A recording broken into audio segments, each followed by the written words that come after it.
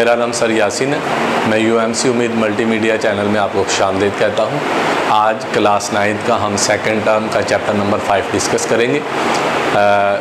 Chapter है physical states of the matter. सबसे पहले इसमें मुतालिक हम थोड़ा सा इंट्रोडक्शन डिस्कस करते हैं। Matter exist in 3 states. Matter जो है anything which has mass and occupy space, हर वो शय जो मास रखे और जगह घेरे वो मास मैटर कहलाती है। मैटर बेसिकली इसकी 3 फिज़िकल स्टेट्स ज़्यादा इंपॉर्टेंट होती हैं। Number 1 gas, number 2 liquid, number 3 solid. Simplest form of matter is gas. जो सबसे सादा तरीन शक्ल मैटर की है वो गैसेस होती है, जैसे oxygen gas, hydrogen gas, nitrogen gases हैं। Liquids are less common. कम कॉमन जो मैटर की हालत है वो लिक्विड्स होती है। और most of the matter exist है सॉलिड। ज़्यादातर जो मैटर कायनात में पाया जाता है, ज़मीन में पाया जाता है, ओशियंस में, एयर में पाया जाता है, वो सॉलिड की शक्ल में एग्जिस्ट करता है।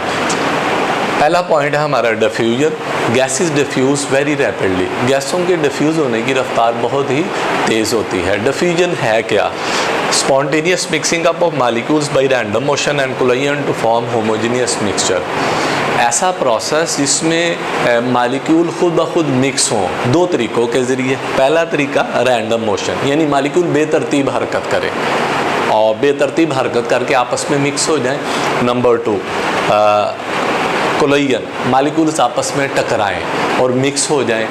तो यानी रैंडम मोशन और कोलिजन, बेतरतीब हरकत और टकराव, कोलिजन के ज़रिए मालिक्यूल्स आपस में एक दूसरे से खुद ब खुद मिक्स हो जाएं। ऐसे प्रोसेस, मिक्सिंग के प्रोसेस को हम डिफ्यूजन का नाम देते हैं। हमारे पास 2 कंटेनर है। एक कंटेनर में ऑक्सीजन गैस है, दूसरे कंटेनर में कार्बन डाइऑक्साइड गैस है। हम दोनों गैसेस को एक ही कंटेनर में डाल देते हैं। जैसे ही हम डालेंगे तो दोनों गैसेस के मालिक्यूल रैंडम मोशन करेंगे, बेतरतीब हरकत करेंगे और आपस में टकराएंगे और टकराकर एक जैसा मिक्सचर बना देंगे। वो एक जैसा मिक्सचर जो है वो होमोजीनियस मिक्सचर कहलाता है। तो डिफ्यूजन की डेफिनेशन के 3 हिस्से हो गए कि पहली चीज़ ये है कि इसमें मालिक्यूल मिक्सअप होते हैं रैंडम मोशन के ज़रिए। दूसरी चीज़ मालिक्यूल मिक्सअप होते हैं कोलिजन के ज़रिए। रैंडम और कोलिजन से जब मालिक्यूल मिक्स हो जाते हैं, जो मिक्सचर बनता है वो बिल्कुल एक जैसा होमोजीनियस, उसकी कंपोजिशन सेम होती है। ऐसा प्रोसेस जो है वो डिफ्यूजन कहलाता है।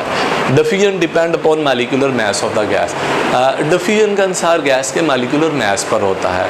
जिस गैस का मास कम होता है उसकी डिफ्यूजन की रफ्तार ज़्यादा होती है। जिस गैस का मास ज़्यादा होता है उसके डिफ्यूजन की रफ्तार ज़्यादा होती है। For example lighter gas diffuse rapidly than heavier gas. हल्की गैस हैवी गैस की निस्बत तेज़ी से डिफ्यूज़ करती है। क्यों? हल्की गैस का मालिक्यूलर मास कम होता है और हैवी गैस का, भारी गैस का मालिक्यूलर मास ज़्यादा होता है। इसको हम एक एग्जांपल के ज़रिए एक्सप्लेन करते हैं। हाइड्रोजन एक हल्की गैस है और कार्बन डाइऑक्साइड, ऑक्सीजन जो है एक भारी गैस है। इसका मालिक्यूलर मास भी ज़्यादा है, हाइड्रोजन का मालिक्यूलर मास कम है। हाइड्रोजन गैस के डिफ्यूज़ होने की, आपस में मिक्सअप होने की रफ्तार ऑक्सीजन से 4 गुना ज़्यादा होती है। दूसरी प्रॉपर्टी है जी pressure. Gases are always in a state of motion. Gases हमेशा हरकत में होती हैं। जैसे हम घर में कमरे में बैठे हैं, हम पंखे को, फ़ैन को ऑन करते हैं तो हवा हमसे टकराती है, या हम कहीं बाहर खड़े हैं तो हवा चल रही है तो हवा हमारे जिस्म से टकराती है। जिसका मतलब ये है कि गैस के मालिक्यूल मुसलसल हरकत में हैं, मोशन में हैं और वो हमें, हमारी बॉडी के साथ टकराते हैं। गैसेस मुसलसल हरकत में रहती हैं। When molecules strike with the wall of container or any surface, they exert pressure. जब मालिक्यूल किसी कंटेनर से टकराते हैं या किसी भी सतह से टकराते हैं तो वहाँ प्रेशर लगाते हैं। फॉर एग्जांपल ये एक बंद जगह है, ये बंद जगह कहलाती है कंटेनर। इसमें ये गैस के मालिक्यूल हैं। ये गैस के मालिक्यूल दीवार के साथ स्ट्राइक करते हैं, टकराते हैं। जब गैस के मालिक्यूल दीवार के साथ टकराते हैं तो वो दीवार पर, वॉल पर प्रेशर लगाते हैं। और गैस के मालिक्यूल जब आपस में टकराते हैं तो आपस में भी एक दूसरे के ऊपर प्रेशर लगाते हैं।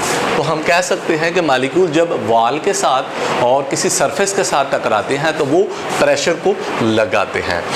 Force exerted per unit surface area. Pressure की डेफिनेशन क्या है?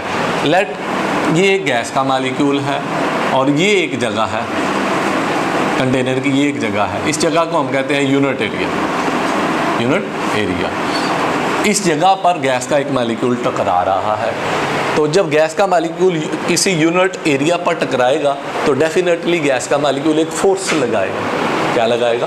फोर्स। गैस का मॉलिक्यूल किसी यूनिट एरिया पर जो फोर्स लगाता है उस फोर्स को हम कहते हैं प्रेशर। ठीक है। फार्मूला, प्रेशर मालूम करने का फार्मूला है P = F/A। यानी हम फोर्स को एरिया पे डिवाइड कर दें तो हम उस किसी भी शय का प्रेशर मालूम कर सकते हैं। यूनिट, ऐसा यूनिट, फोर्स का यूनिट न्यूटन होता है जबकि एरिया का यूनिट है मीटर स्क्वायर। हम इस फार्मूले को इस्तेमाल करके प्रेशर का यूनिट मालूम कर सकते हैं। P = F/A, फोर्स का यूनिट न्यूटन, एरिया का unit metre square. Metre square over है, जब ये ऊपर जाएगा तो इसका साइन प्लस की बजाय -2 है। इसे हम कहेंगे न्यूटन पर मीटर स्क्वायर। न्यूटन पर metre square is SI unit of pressure. ये प्रेशर का SI यूनिट है। 0.6 न्यूटन पर metre square is also called pascal. हम इसको पास्कल के इक्वल भी समझते हैं, यानी 1 पास्कल जो है 1 न्यूटन पर मीटर स्क्वायर के इक्वल होता है। तो इसका मतलब ये हुआ कि प्रेशर का एक यूनिट है न्यूटन पर मीटर स्क्वायर और प्रेशर का दूसरा यूनिट है पास्कल, और दोनों इक्वल वैल्यू रखते हैं। अब हम प्रेशर मालूम कैसे कर सकते हैं? 2 तरह के इंस्ट्रूमेंट प्रेशर मालूम करने के लिए इस्तेमाल किए जाते हैं। एक इंस्ट्रूमेंट कहलाता है बैरोमीटर।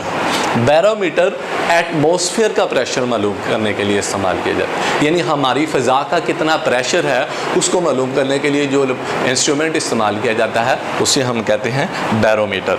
एक इंस्ट्रूमेंट है प्रेशर मालूम करने का मैनोमीटर। ये स्कूलों कॉलेजेस के अंदर लैब्स होती हैं, उन लैब्स के अंदर ये इंस्ट्रूमेंट को लगा दिया जाता है। ये इंस्ट्रूमेंट उस लैब के अंदर का हमें प्रेशर बताता है। इसका मतलब ये हुआ मैनोमीटर जो है that is use to measure the pressure in laboratory, यानी कोई भी लैब लेबॉर्ट्री जो है उसके अंदर का प्रेशर मालूम करने के लिए मैनोमीटर इस्तेमाल होता है, और एटमॉस्फेयर का प्रेशर मालूम करने के लिए बैरोमीटर को इस्तेमाल किया जाता है। गैसेस की next physical property, typical property, standard atmospheric pressure. It is the pressure exerted by atmosphere at sea level. Sea level, समंदर के लेवल पर हवा एटमॉस्फेयर जो दबाव लगाती है, प्रेशर लगाती है, उस प्रेशर को हम कहते हैं स्टैंडर्ड एटमॉस्फेरिक प्रेशर। अब हम इसे कैसे मालूम करते हैं? इसके लिए लेट ये हमारे पास एक टब है और इसके अंदर ये मरकरी मौजूद है, ठीक है, और मरकरी, और ये एक टेस्ट ट्यूब है जिसमें मरकरी जो है मौजूद है, और मरकरी की हाइट है 760 मिलीमीटर, ठीक है।